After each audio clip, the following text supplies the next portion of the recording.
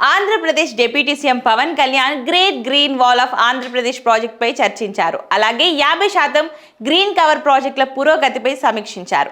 అమరావతిలో నిర్వహించిన ఈ సమావేశంలో ప్రాజెక్ట్ లక్ష్యాలు, ముఖ్య ఉద్దేశాలు, దానిని ఎలా అమలు చేయాలి, ఎంత కాలంలో పూర్తి చేయాలి, పర్యావరణానికి కలిగే లాభాలు వంటి విషయాలపై అధికారులు పవన్ కళ్యాణ్తో చర్చించారు. 2030 నాటికి ఈ ప్రతిష్టాత్మక పర్యావరణ ప్రాజెక్టును పూర్తి చేయాలని లక్ష్యంగా పెట్టుకోవాలన్నారు డిప్యూటీ సీఎం పవన్ కళ్యాణ్. ఇక రాష్ట్రంలోని తీర ప్రాంతం వెంట గ్రీన్ బెల్ట్ ను 1034 కిలోమీటర్ల పొడవున 5 కిలోమీటర్ల వెడల్పుతో ఏర్పాటు చేయాలన్నారు.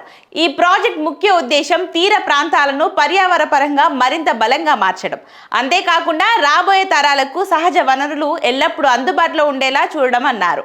ఈ గ్రేట్ గ్రీన్ వాల్ ప్రాజెక్ట్ జీవన పర్యావరణ కవచం అన్నారు పవన్ కళ్యాణ్. తుఫాన్తో పాటుగా తీర ప్రాంత కోత వంటి ప్రకృతి వైపరీత్యాల నుంచి ప్రజలను, భూభాగాన్ని రక్షించడంలో ఈ ప్రాజెక్ట్ కీలకమన్నారు.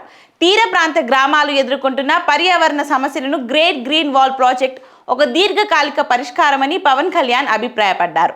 ఈ ప్రాజెక్ట్ అమలులో శాస్త్రీయ విధానాలు, నిపుణుల సలహాలను పాటించాలని ఆయన అధికారులకు స్పష్టం చేశారు. ఈ ప్రాజెక్ట్ కేవలం పర్యావరణాన్ని కాపాడమే కాకుండా జీవ వైవిధ్యాన్ని వృద్ధి చేయడంతో పాటు స్థానిక ప్రజలకు కొత్త ఉపాధి మార్గాలను చూపడంలోనూ సహాయపడుతుందని అధికారులు తెలిపారు.